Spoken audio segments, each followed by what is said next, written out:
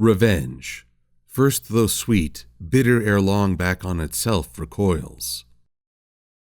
Revenge is a universal and ancient concept, one with which we seem fascinated to the point of romanticizing. The Greeks embodied this idea with the goddess Nemesis, whose name derives from a word translating as to give what is due. Its sales pitch being that someone has committed a wrong, and the Avenger seeks to balance the world through retribution. It's the driving motive for many a protagonist. Then we will find them. We will save the humans. And we will have our revenge! That woman deserves her revenge. And we will have our revenge. We are indeed entertained by seeing revenge carried out. Remember, Sally, when I promised to kill you last? That's right, Major. You did. I lied. But one thing I've rarely seen is how the characters fare after they've taken their revenge. Sometimes the characters deny the satisfaction. I've been denied everything, even my revenge! Or the character must face a new problem with no time for reflection. A sickness lies upon that treasure hoard. A sickness which drove your grandfather mad. But most often I've seen the story end as quickly as possible to capitalize on that satisfactory moment. Rarely do we get to see how the characters fared a week, a month, a year, or a decade later, which is why the Hooffields and the McColts interest me. My Little Pony has never been a stranger to the idea of karmic justice. Case in point, remember Diamond Tiara's mishaps pre-Reformation? But Dad! Or scenes where the just enjoyed a reward and the guilty were punished by circumstance or being denied their goals? Not so with this episode. Instead, it's one of the few times in the world where the primary focus is on revenge and its consequences. Because while the idea of revenge can seem entertaining or appealing, an exploration by psychologists has shown that it doesn't offer the liberation or balance we've romanticized. To look this over, let's go back to the start of the family's conflict. Or rather, the first act that was a visible wrong. So Piles went ahead and built a shelter anyway, exactly where Grub was going to start his farm. Destroying the preparation work for a farm is a terrible act. Bullying, even. So there's no question that Piles McColt committed a wrong, but what was going on in the brain of Grub Hooffield? I don't mean his thoughts. Fluttershy summed that up nicely. Grub was upset, so he tore down Piles' shelter so he could plant his crops. But what's going on in his physical brain? Yes, I am asking you all to assume that these magical, talking cartoon horses have brains similar to that of a human. Please roll with it. An article from Science Magazine recounts a study that used a special camera to track which parts of the brain activated before and during an act of revenge. In Grub Hooffield's case, there are two key areas. The first being the medial prefrontal cortex. That's the part of the brain that activates when measuring cost and benefit. The second is a neural cluster called the striatum. This is a big part of our planning, decision-making, motivation, reinforcement, and reward perception. In this case, it's activating and helping Grub control his kicks because he's expecting a great deal of pleasure from getting back at Piles. And the study revealed that these parts of the brain act independent of one another. So one part of the brain is saying, you know, the time spent tearing this down could be used to start a farm somewhere else. Plus, I'm denying myself shelter. Problem is that this caution can be overridden because the striatum is saying, yeah, break it down! I can't wait to see the look on that jerk's face. He'll think twice before messing with me. Key thing here is that this is the expectation of satisfaction. Twilight shows this throughout all her failed attempts at a reconciliation. See, the striatum also activates if you expect a reward from cooperation. I'm so glad you agreed to do this. This apology cake will go a long way to making amends between you two. What happens after the deed is done? Clearly it didn't end the conflict. Even before we knew this feud's backstory, we saw an escalation. One family launched pumpkins and then tomatoes, so the other family catapulted hay bales. Then we got a home invasion, countered with wrongful imprisonment, and all of it building to a full-on brawl.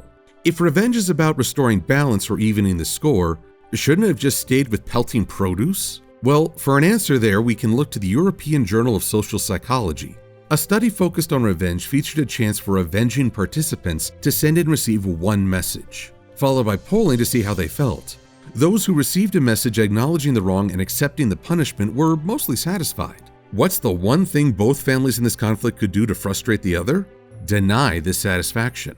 We didn't do anything wrong! Didn't do anything wrong. 4 words that undermine the entire point. Both the Hooffields and the McColts suffer from egos that won't allow an admission of guilt, both in receiving and doling out punishment.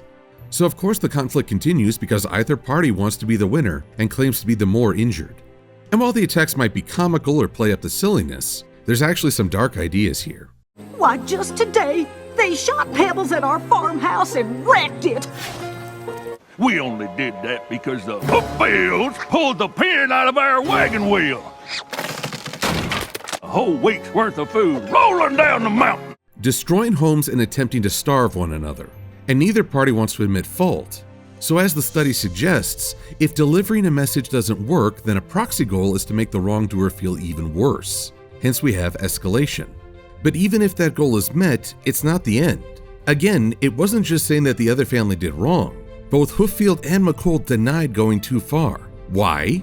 Because one of the biggest studies in revenge found that committing to an action put the avenger under a new pressure. Let's look at the McColt counterattack. According to the computer simulation we have studied of the combat situation, this triangular delta formation will be the most effective. If you actually got that reference, I salute you. Anywho, they have 3 Hooffields captured in a net. Ma Hooffield is on the run and the invasion failed. A third party like Twilight or Fluttershy might ask, don't you think that pursuing her is going too far? In fact, shouldn't you let those 3 Hooffields go? Here's the loop that traps Big Daddy McColt. Questioning his method of payback forces him to look at his own actions. Our egos are defensive by nature, so of course he'll want to deny any extremism. So he goes back to the previous wrong, the Trojan cake. He'll play that scene over and over in his head, stoking up resentment so that he can say, "No, we weren't going too far. If anything, those Hooffields deserve worse." And just that thought process undoes any sense of balance. Because this loop makes the original wrong seem worse, it invalidates the revenge action that, moments before, had seemed so sweet in anticipation.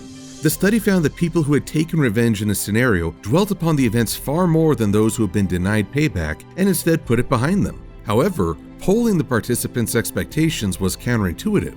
The folks that were still angry thought they'd feel worse if they hadn't gotten payback. Those who hadn't even had the opportunity to get revenge were feeling good, though they thought they'd feel better with some payback. To put it another way, we tend to think that we'll feel better after an act of revenge, but instead we become trapped in a cycle of rumination, justification, and disappointment. The act that was supposed to set us free instead becomes a mental prison. With all this in mind, let's look at the party that immediately benefited in this episode: the animals. These creatures never truly retaliated, though they are quick to enforce. Oh, all right. We don't have to speak animal to know what y'all are saying. Truce. Truce. Important moment here. The animals aren't looking for payback after years of being caught in the crossfire, but they're not allowing the same mistakes to continue. Not seeking revenge isn't the same as allowing a wrongful act to continue. But look at what they achieved by addressing the core problem rather than trying to be the winner. Their action is to educate rather than punish. Because they've acted to better everyone, there's no mental trap or need to justify. And because they're both willing to let go of past wrongs while still being mindful and aware, there's hope for their home and both families. I don't view this as them getting revenge. This is building a future. There's one other aspect that's represented by these warring families. Unlike the historical Hatfields and McCoys conflict, this feud extended over generations. The call for revenge is often associated with personalities that invest a great deal in power and group reputation. There's a reason why Ma Hooffield and Big Daddy McColt represent a majority of both families and have the most lines. In many ways, this is their personal feud, using the extended family as a means to an end. Again, the idea of revenge is that you're making a correction to the world, balancing out a wrong. But what did we witness when those 2 stallions started quarreling?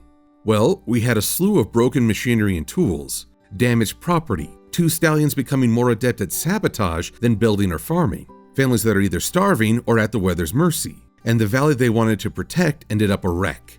Whereas after a reconciliation, they're at least on the road to restoring both their lives and the territory. All in all, I think that's a story that could teach both the young and old. And if you'd like to learn more about the various studies I mentioned, I'll post links to each periodical in the description. I'm Silver-Quill. Thanks for watching.